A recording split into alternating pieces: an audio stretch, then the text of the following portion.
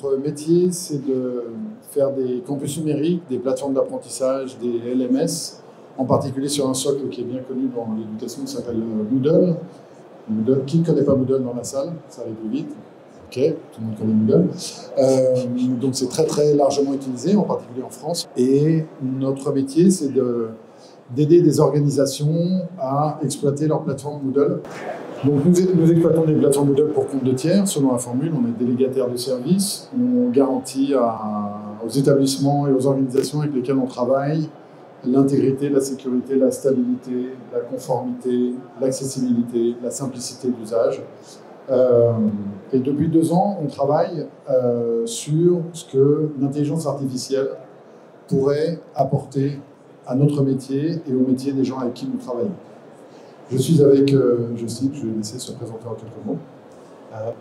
Bonjour, donc je m'appelle Justin Templemore-Finlayson, je bosse avec Edunao depuis 2020, je suis ancien informaticien, ancien professeur, ancien directeur des études et maintenant je travaille sur des projets d'intégration et déploiement de campus numériques pour les écoles, les organisations et je travaille avec Cyril sur notre projet d'IA.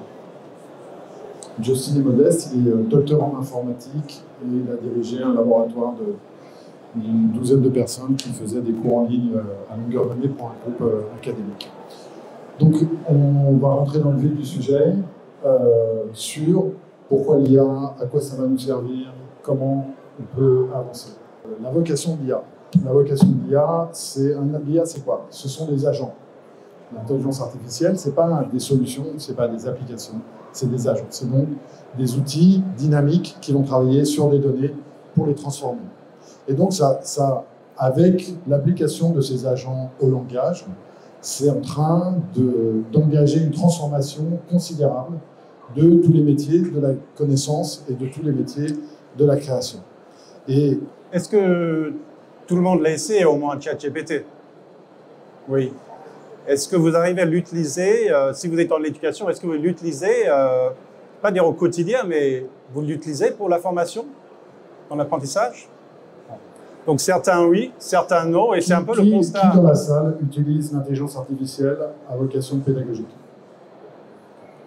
Donc une petite moitié, ChatGPT, l'intelligence artificielle dans le rapport de l'ARCOM en 2023 en France, c'est 1/3 des Français ont utilisé un outil d'intelligence artificielle. C'est très extraordinaire. On n'a jamais vu une adoption aussi massive. Mais et notre constat, c'est en fait, ça c'est un rapport de Sénat qui est sorti le mois dernier. Le constat, c'est qu'il n'y a que 8% des enseignants ou professionnels de la formation qui l'utilisent au travail. Et c'est un peu notre point de départ. Qu'est-ce qu'on peut faire pour rendre l'IA accessible à tous les enseignants, notamment et les étudiants, mais on a focalisé sur les enseignants. Qu'est-ce qu'on peut faire pour les amener et les aider à utiliser l'IA dans leur travail? Donc, il y a un certain nombre de défis, Justin, oui, relatifs au e-learning. C'est-à-dire, comment est-ce qu'on fait du e-learning? Je me suis moi-même posé la question il y a un moment maintenant.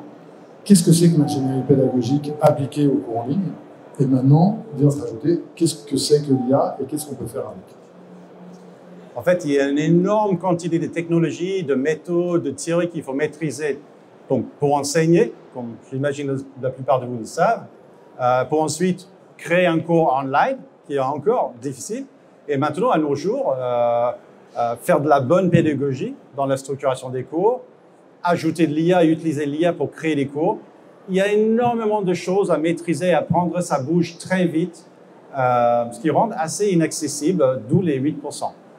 Et donc, notre solution aujourd'hui, c'est justement de rendre un outil de création et de génération de cours accessible au plus grand nombre. Et notre cible principale, c'est les enseignants. Donc, c'est un assistant pour vous aider à créer des cours online. Donc, ça vous aide sur l'ingénierie pédagogique. Ça va vous aider sur tout ce qui est configuration technique de la plateforme. Donc, si vous avez déjà bossé avec un Moodle ou un Canvas ou des choses comme ça, vous savez que c'est pas simplement au contenu qu'il faut uploader, c'est tout le paramétrage, les éléments techniques de LMS. Et notre objectif est d'arriver à une solution, et c'est une promesse peut-être très haut, mais on peut créer un cours en un clic, l'éditer, l'enrichir en un clic et le partager avec ses étudiants en un clic. Et donc, moi, j'aimerais qu'on revienne sur le slide avant, en particulier parce que je ne sais pas si tout le monde arrive à lire, sinon je vais reprendre très rapidement. Les difficultés, c'est quoi? Comment est-ce qu'on maîtrise l'apprentissage en ligne, l'ingénierie pédagogique? J'en ai parlé rapidement.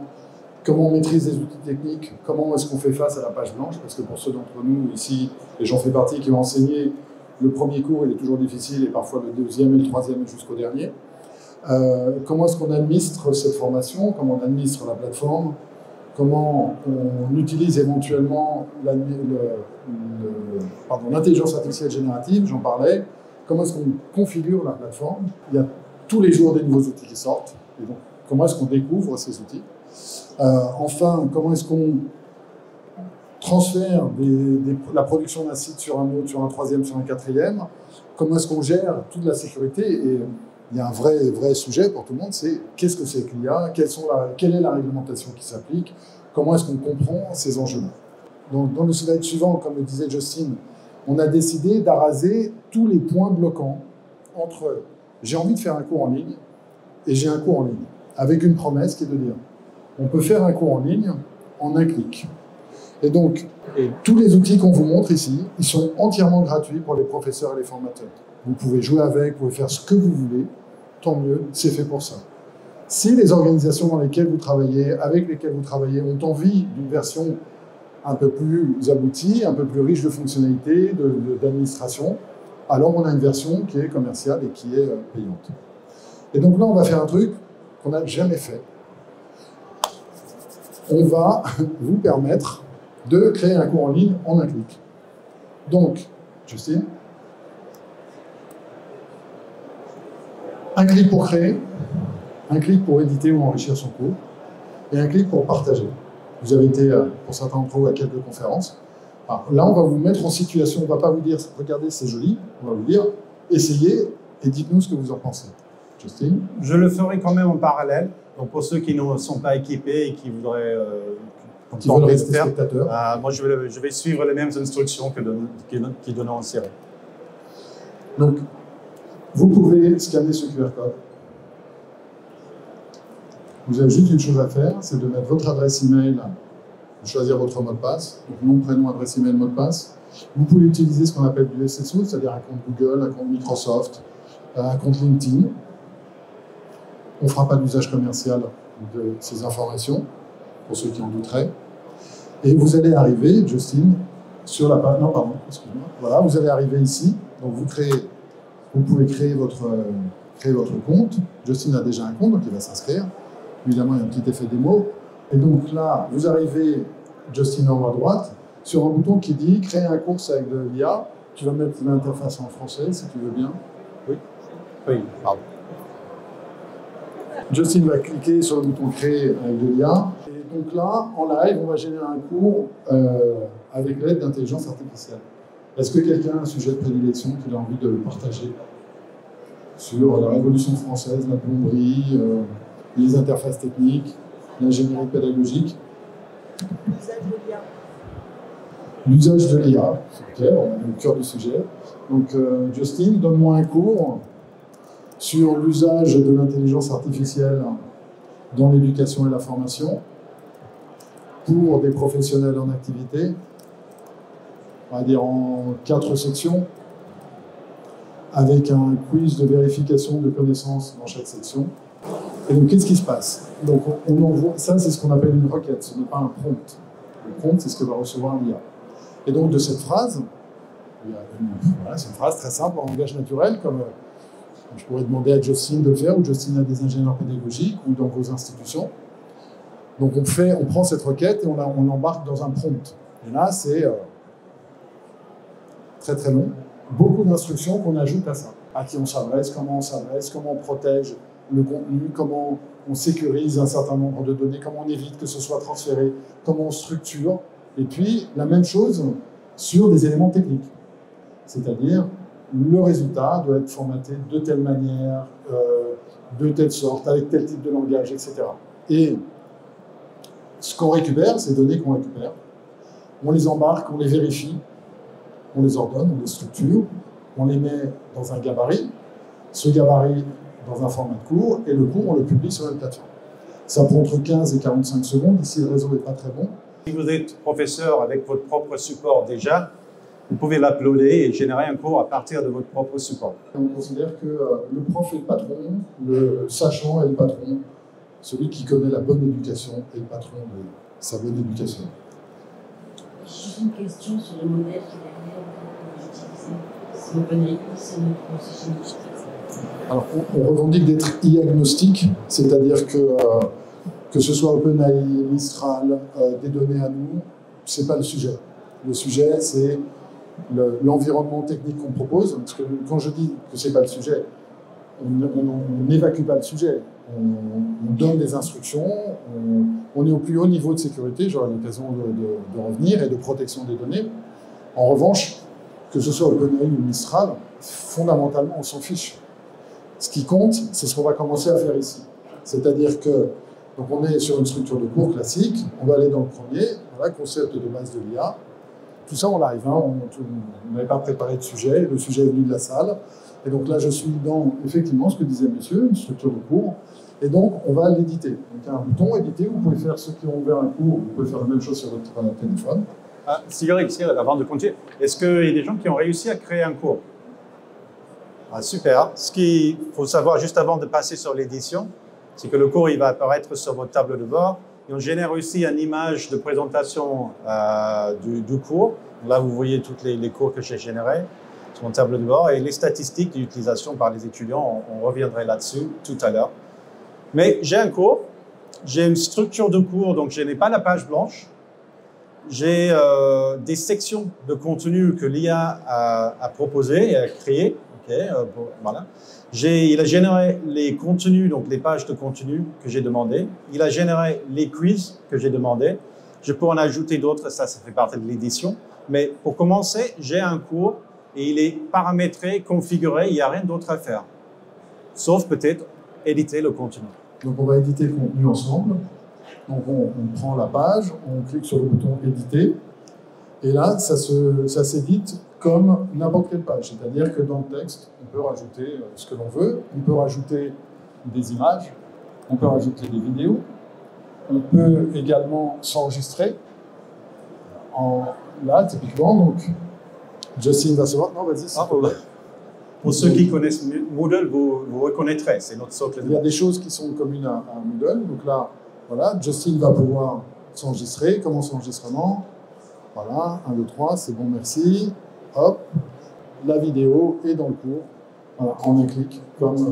C'est vraiment ce qu'on revendique. On est sur une approche fonctionnelle où on considère que tout ce qui n'est pas indispensable est inutile. Et donc, on a vraiment essayé d'aller toujours au plus grand niveau de simplicité. Et on peut évidemment utiliser l'intelligence artificielle pour enrichir le cours. Donc, développer le détail de la discussion. Je ne sais pas ce que tu voulais mettre ici, à cet endroit. Ça me paraît un peu abstrait. On va voir ce qui est proposé. Donc, la génération initiale est sommaire. Donc, c'est souvent quelque chose que je vais faire. Je vais ajouter du détail. Donc là, par exemple, tu pourrais demander, c'est un sujet dans la salle et un peu partout, et c'est normal. Dans la demande ici, ajoute les sujets de controverse sur l'usage de l'intelligence artificielle dans l'éducation. Avec des ressources bibliographiques, académiques, francophones et anglophones. Et donc là, dans la demande, on resserre complètement le champ de ce que l'on veut dans le cours. On utilise l'intelligence artificielle pour sourcer ce dont on a besoin. Et ensuite, le professeur et le formateur restent maîtres de l'exercice pour faire évoluer le cours. Pour le Samuline, quelqu'un a une question, une remarque? Alors moi j'ai pu tester, j'ai pris un cours de sport sur l'athlétisme. La question que je vais poser du coup c'est est-ce que c'est plus théorique ou est-ce qu'on peut créer aussi des cours plus pratiques comme par exemple avec le sport? Est-ce que vous pouvez préciser ce que vous entendez par un cours pratique? Par exemple, quand j'ai pris mon cours de sport, j'avais pour optique, par exemple, que l'IA me propose des exercices de sport et non un cours sur l'athlétisme. Oui, bien sûr, il suffit de dire donne-moi des exercices pratiques de mise en forme. Je vais essayer de le faire dans le même cours, mais c'est un peu bizarre. On va essayer de rester dans le sujet, parce que sinon on va être égaré. C'est un Donc, peu, oui, non, pas, excuse-moi. c'est pratique. Des exercices, mais des exercices pratiques sur l'usage de l'intelligence artificielle dans l'éducation.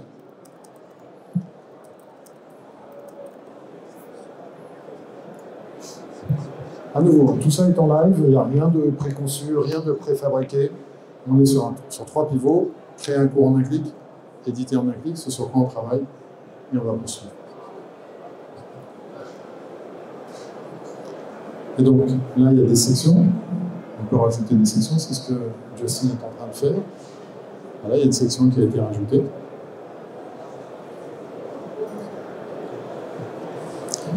Voilà, contexte, instruction. Il génère une proposition d'exercice. On n'a pas encore vraiment un objet technique de TP ou d'exercice pratique avec la correction. Le seul qu'on a pour l'instant, c'est le quiz. Mais par exemple, ça, c'est quelque chose qu'on pourrait par la suite générer un devoir, d'écran rendu, etc. Ce qui est le sujet d'après, quiz pratique sur l'usage de l'IA en bas à droite, qui a été généré dans la section. Donc, voilà. Donc il y a des questions. Pour répondre de manière intelligente ou de manière... on va voir. Ah, voilà. Le spécialiste est trompé. Je ne connais pas assez bien. Je ne connais pas assez bien sa leçon sur l'intelligence artificielle dans l'éducation. Et de toute façon, à nouveau, ça c'est la partie qui a été générée automatiquement, ce qui veut dire que vous pouvez vous-même l'éditer pour la faire pour la mettre à votre main. Et donc une fois que vous êtes satisfait sur votre cours, vous pouvez choisir de le partager. Voilà, ici à gauche, vous pouvez choisir de mettre, d'utiliser un document que vous avez.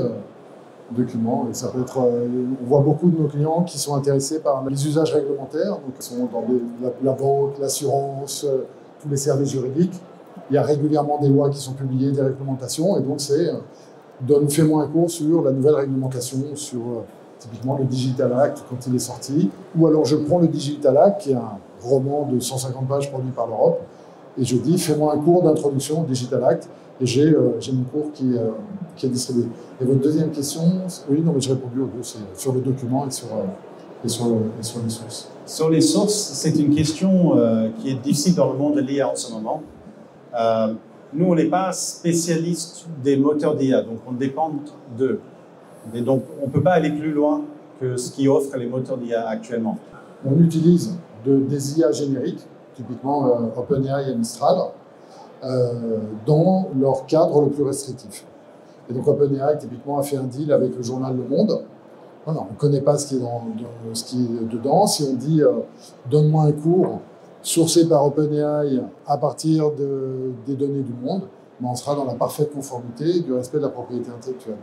Maintenant, il y a le propre de l'éducation, c'est beaucoup le reclassement d'informations préexistantes. Et il y a longtemps que les héritiers d'Einstein ne touchent plus de droits sur de droits d'auteur sur les trouvailles de leur lointaine aïeul. Voilà, c'est utilisé, c'est enseigné, c'est partagé, c'est documenté. Ça fait partie du cycle académique.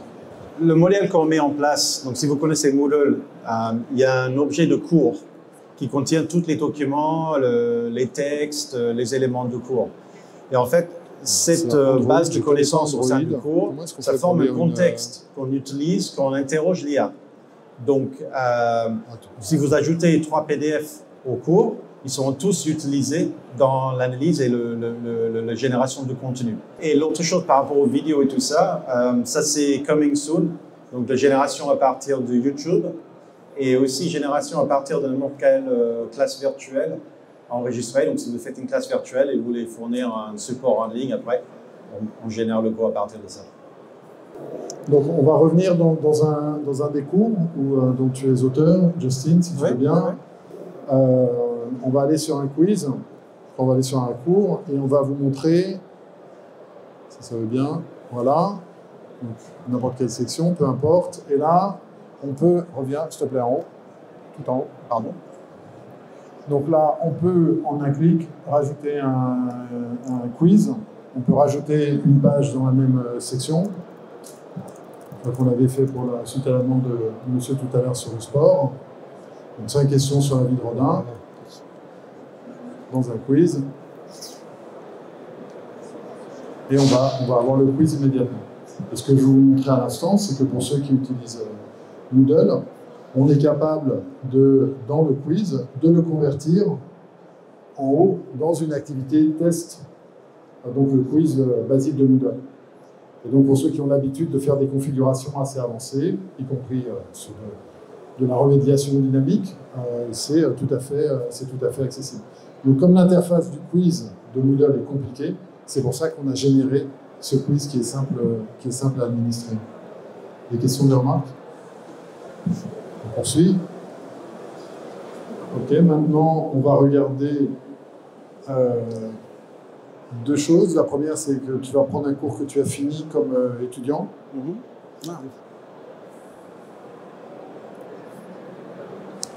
À la fin d'un cours qui est terminé, donc nous on a défini des règles par défaut qui sont des règles de complétude, mais il pourrait y en avoir d'autres.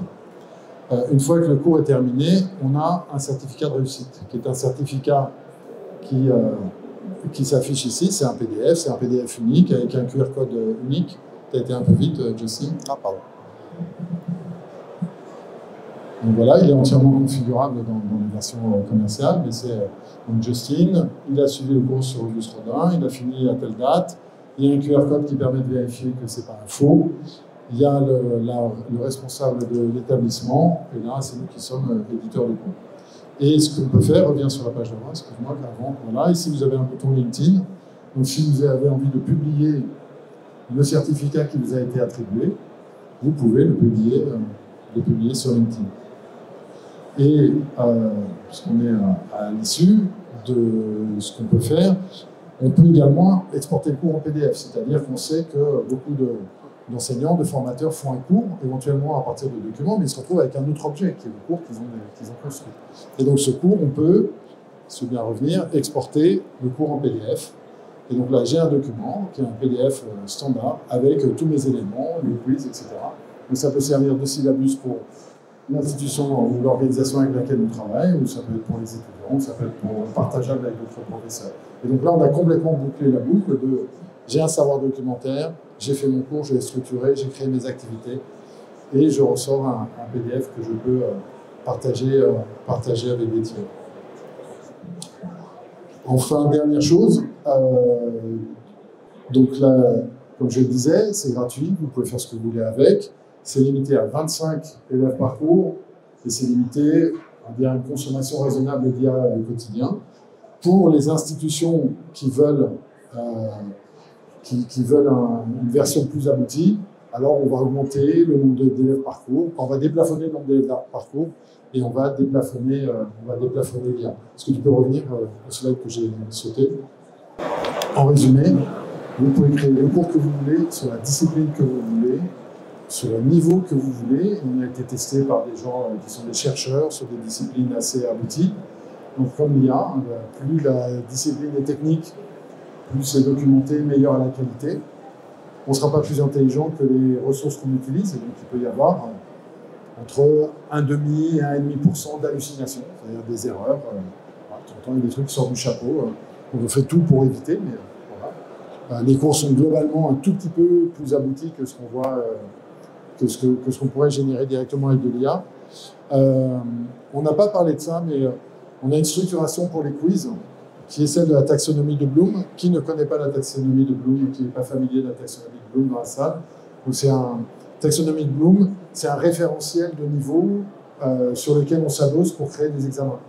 Premier niveau, c'est je connais. Deuxième niveau, c'est j'ai compris. Troisième niveau, c'est je peux faire des exercices, etc. Et le plus haut niveau, il y a 6 niveaux, c'est je peux moi-même enseigner dans la discipline et créer de la valeur. On intègre ce que j'évoquais, toutes les contraintes réglementaires, légales, pour protéger nos usagers. On n'est pas au service de l'IA, on met l'IA au service de nos usagers. Donc comment ça fonctionne en bref? On l'a évoqué verbalement, mais donc je fais une demande, c'est traité, on fait de l'ingénierie, on orchestre un certain nombre de choses, on sécurise, on envoie tout ça à des outils d'IA. Ça peut être assez complet. On récupère une réponse brute qu'on valide, qu'on transforme, qu'on publie. Ça fait le premier cours complet que vous avez vu. Et en aval, on peut l'éditer, on peut le partager et on peut faire le monitoring de la solution. Pour répondre à la question de tout à l'heure, pour rendre les cours un peu plus vivants, aujourd'hui on génère du texte, mais il y a les images, les vidéos, qui sont des choses qu'on étudie pour les ajouter après. L'idée, c'est que vous n'avez pas besoin de maîtriser un IA de texte, un IA d'image, un IA de vidéo. Bon, tout est fait. L'outil englobe et abstrait tout ça pour vous. Vous mettez juste une requête textuelle et il peut générer les différents objets. Et sur l'image, on a deux sujets. Ouais. Le premier, c'est qu'aujourd'hui, il y a quand même beaucoup d'hallucinations visuelles. Donc des mains, 6 doigts, des données sur un visage, etc. C'est fréquent. Voilà, c'est pas la cause qu'on a envie de servir. Et il y a encore beaucoup d'interrogations sur les droits d'auteur des images sources. Et on préférait qu'elles soient traitées. Et c'est pour ça qu'on a mis en place tous les outils qui permettent de sourcer des images, soit de l'émetteur du cours, du créateur du cours, soit de tiers. Et on est en train de travailler sur un outil d'interface qui permettrait d'aller chercher uniquement des images open source, pour qu'il n'y ait aucune question de droit, et ce serait des images d'illustration, et même chose pour les vidéos. Ça prend un petit peu de temps. Donc, en résumé, on peut générer des cours, c'est adossé à une structure pédagogique, je ne sais pas si elle est bonne, monsieur, je suis désolé, mais en tout cas, la taxonomie de Bloom est considérée comme un outil référentiel. On peut ne pas être d'accord. On peut créer des plans, des pages de contenu, des activités de quiz. On peut éditer, on peut sortir un PDF, demain on pourra sortir un diaporama. On peut partager, soit en local, soit sur des réseaux sociaux, soit sur d'autres plateformes. Il n'y a aucune contrainte sur des outils préexistants. On peut monitorer l'usage. La traduction de cours, peut-être qu'on pourrait montrer, c'est assez impressionnant. Qui parle dans la salle une langue, on va dire, inusitée en Europe, une langue vernaculaire? Il y a quelqu'un que je connais, donc je vais lui demander. On a une de nos clientes qui est née iranienne, donc on va prendre ce cours et on va aller dans une page. On va demander en live de traduire le cours en farsi. Et un réseau va nous faire la gentillesse de nous dire si c'est correct. Comme ça s'écrit. Oui, vas-y, traduire. Non, F-A-R-S-I. Et tu peux mettre en langue farsi si tu veux, si tu as peur qu'il y ait un doute. Non, tu peux tester. Et donc là, en live, le cours est traduit. Donc pour tous ceux d'entre vous qui travaillent avec des pays vers qui ils ou elles souhaitent partager leur contenu, voilà. Donc, à part le fait que c'est calé à gauche, tu peux tout caler à droite, s'il te plaît. Je sais pas, il va dans le bon sens là ou pas? Tu peux tout caler à droite, Jocelyne, s'il te plaît. Comme ça? Voilà. Un réseau va juste répondu en un mot. Donc aujourd'hui, on peut traduire directement. Quelqu'un qui avait demandé tout à l'heure si on pouvait piloter ça par la voix, et la réponse est oui, si vous avez un capteur de microphone. Ce qui est vraiment intéressant, c'est qu'on peut travailler le contenu, mais on peut aussi travailler la forme. Donc on peut dire changer le couleur des titres. On peut dire ajouter une table.